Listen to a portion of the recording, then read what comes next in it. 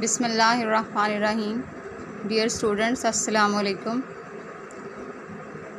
This is your lecture of economics. आज हम अपने सेकंड चैप्टर का 5वां टॉपिक जो है वो पढ़ रहे हैं और इसका नाम है काइंड्स ऑफ मनी, ज़र की इकसाम। अब हम इसमें कुछ ज़र की इकसाम को डिस्कस करेंगे, जिसमें सबसे पहले मेटालिक मनी है, धाती ज़र। मुख्तलिफ़ धातुओं मसलन सोना, चांदी, निकल, लोहा वगैरह से बनाए गए सिक्कों को धाती ज़र कहते हैं। और धाती ज़र का इस्तेमाल क़ब्ल अज़ मसीह के दौर से लेकर 19वीं सदी के आखिर तक राइज रहा। इब्तदाई दौर में ये ज़र कीमती धातुओं के मखसूस औज़ान के टुकड़ों पर मुश्तमिल होता था, लेकिन 20वीं सदी में मुख्तलिफ़ रियासतों के हुक्मरानों ने बाकायदा टकसालें कायम करके मुख्तलिफ़ औज़ान के सिक्कों पर उनकी कदरी मालियत, हुक्मरानों के अशकाल और हुक्मरानों के नाम कनंदा करने शुरू कर दिए। इन सिक्कों का रवाज ज़्यादा देर तक जारी ना रहा और नापैद हो गया। अब धाती ज़र आम धात के आमेज़े से तैयार किए जाते हैं। आजकल जैसे हमें जो सिक्के नज़र आते हैं वो आम धात से बने हुए होते हैं और उसमें कीमती धातें जो हैं वो इस्तेमाल नहीं होती। उस पर भी जैसे कि हम देख सकते हैं मुख्तलिफ़ अशकाल और मुख्तलिफ़ जो अल्फाज होते हैं वो कनंदा होते हैं। इसकी दो इकसाम हैं। एक स्टैंडर्ड मनी है, मेयारी ज़र। मेयारी ज़र की ज़ाहरी और हकीकी कदर व कीमत बराबर होती है, इसलिए इसे पूरी मालियत का सिक्का भी कहते हैं। फुल बॉडीड कॉइन होता है ये।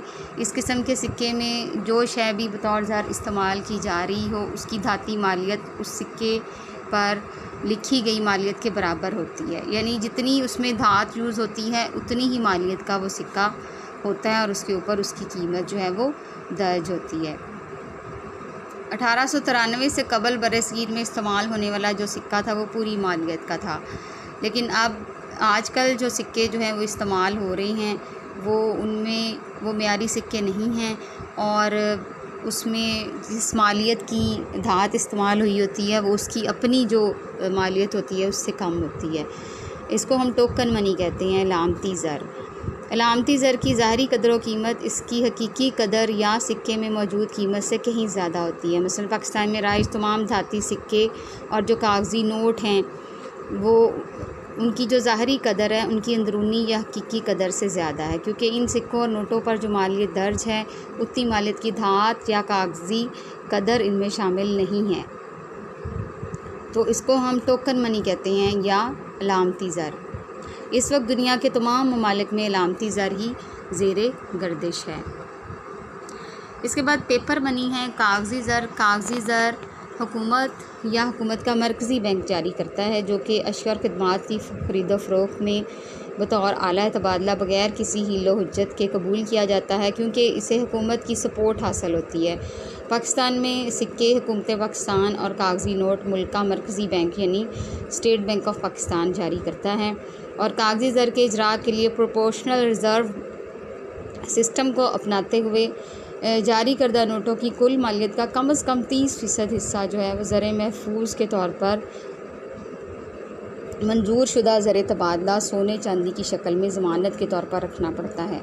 यानी अगर हुकूमत या मरकज़ी बैंक जो है वो एक 100 रुपये का सिक्का, एक 100 रुपये का नोट जारी करना चाहती है तो उसे 30 रुपये के बराबर जो है सोना चांदी या और कोई मंजूर शुदा ज़र तबादला जो है बतौर ज़र ज़मानत जो है वो रखना पड़ेगा। कागज़ी ज़र दो तरह का होता है, एक कन्वर्टेबल पेपर मनी है और दूसरा इनकन्वर्टेबल पेपर मनी है।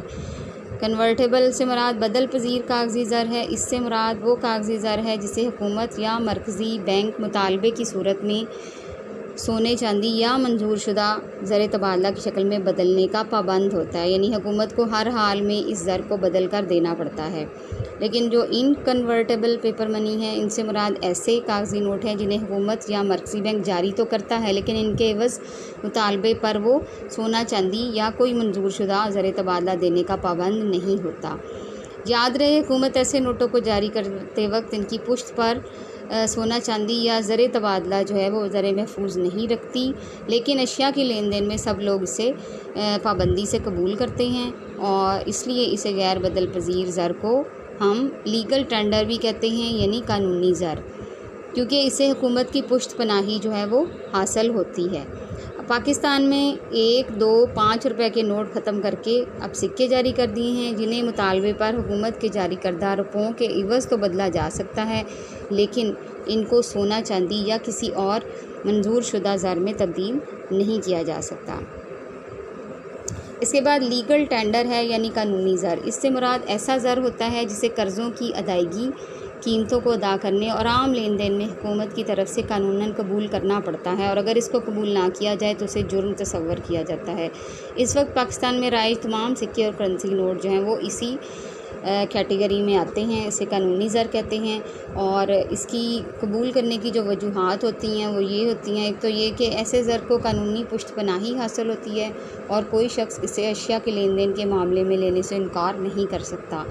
उधार लेन देन के मामले में अगर कर्ज़ खा मकरूज़ की अदा करदा कानूनी ज़र की अदायगी को कबूल ना करे तो कर्ज़ खा ना सिर्फ वाजिबुल अदा सूद बल्कि असल रकम से भी हाथ धो बैठता है।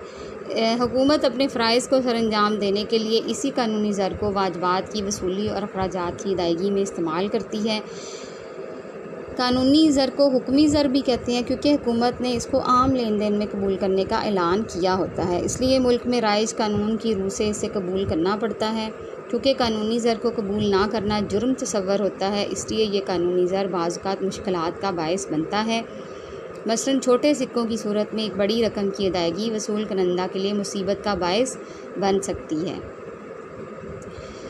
कानूनी ज़र को 2 इक़साम में बांट दिया जाता है। सबसे पहले है लिमिटेड लीगल टेंडर महदूद कानूनी ज़र, और दूसरा है अनलिमिटेड लीगल टेंडर गैर महदूद कानूनी ज़र।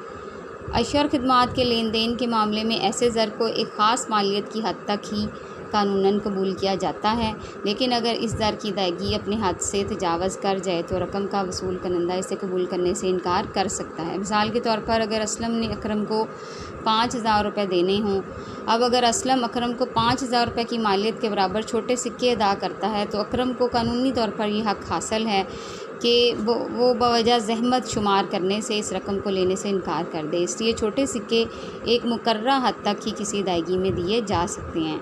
उसके बाद गैर महदूद कानूनी ज़र है। गैर महदूद कानूनी ज़र, इससे मुराद ऐसा कानूनी ज़र है जिसकी अदायगी में अशिया और खिदमात की खरीदो फ़रोख्त के दौरान किसी किस्म की मुकर्ररा हद की पाबंदी नहीं है, यानी इस ज़र की सूरत में कितनी ही बड़ी रकम की अदायगी जो है वो बिला हिलो हुज्जत कबूल करना पड़ती है। पाकिस्तान में गैर महदूद कानूनी ज़र के ज़िमरे में 5 रुपये के सिक्के से लेकर 5,000 रुपये के करेंसी नोट आते हैं,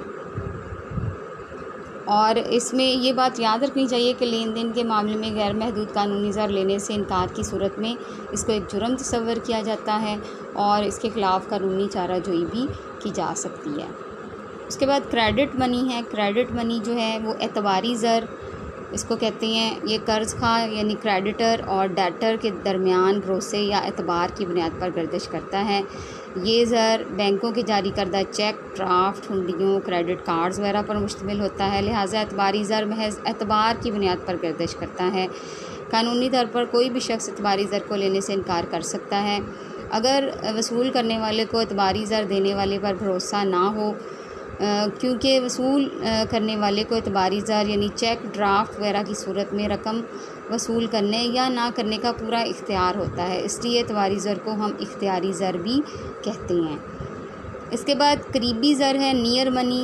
करीबी ज़र को अशिया और खिदमात के लेन देन के मामलात में फ़ौरी तौर पर बतौर आला तबादला इस्तेमाल नहीं किया जा सकता, क्योंकि ये कानूनी ज़र की तरह करेंसी नोटों और सिक्कों की शक्ल में नहीं होता, बल्कि ये बैंकों के जारी करदा मियादी अमानतों, बॉन्ड्स, कफ़ालतों, हुंडियों, बचत सर्टिफिकेट, सरकारी शेयर्स, डाक खाने के सर्टिफिकेट वगैरह की शक्ल में दस्तयाब होता है, जिन्हें ज़रूरत पड़ने पर ज़र नक़द में तब्दील करवाया जा सकता है। मियादी अमानतें चूँकि वक्त से पहले निकलवाई नहीं जा सकती, तहम अमानतदार के नोटिस देने पर इन अमानतों को भी थोड़ा नुकसान बर्दाश्त करके कैश करवाया जा सकता है। इसी तरह सरकारी कफ़ालतें, मसलन जो इनामी बॉन्ड्स होते हैं, डिफेंस सेविंग सर्टिफिकेट्स होते हैं, डिपॉज़िट अकाउंट्स भी ज़रूरत पड़ने पर कैश करवाए जा सकते हैं। फिर यूनिट ऑफ अकाउंट हिसाबी ज़र है। हिसाबी ज़र को मियारी ज़र भी कहते हैं। हिसाबी ज़र अशिया और खिदमात की कदर व मालियत को जांचने में मदद देता है, क्योंकि ये ज़र की वो मियारी इकाई है जिसकी बदौलत अशिया की कीमतें और रकम की गिनती की जाती है। पाकिस्तान में ज़र की हिसाबी इकाई रुपया, जिसकी बदौलत तमाम अशिया और खिदमात की मालियत का अंदाज़ा किया जाता है और अदायगियाँ की जाती हैं। मिसाल के तौर पर किताब की कीमत 100 रुपये है, कलम की कीमत 20 रुपये है। याद रहे, हर मुल्क की हिसाबी इकाई का नाम मुख्तलिफ है। जैसे अमेरिका की हिसाबी इकाई डॉलर है, बरतानिया का हिसाबी ज़र पाउंड है, पाकिस्तान का रुपया है, इंडिया का भी रुपया है।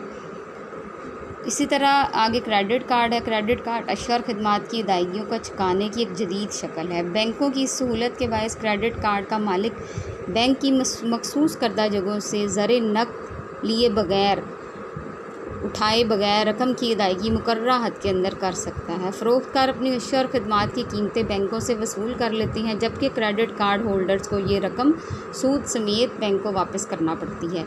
अब ख़रीदार इंटरनेट के ज़रिए क्रेडिट कार्ड इस्तेमाल करके अशिया और खिदमात हासिल कर रहे हैं। इस वक्त दुनिया के बहुत सारे ममालिक में क्रेडिट कार्ड जो है वो इस्तेमाल हो रहा है। तो ये हमने ज़र की इक़साम आज हमने स्टडी की है।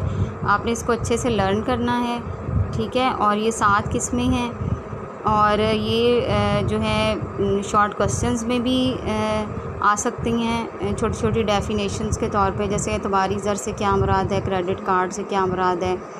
इसी तरह धाती ज़र जो है, मियारी ज़र, गैर मियारी ज़र, तो इसको आप अच्छे से लर्न कीजिएगा। और आज के लिए इतना ही काफ़ी है। अल्लाह हाफ़िज़।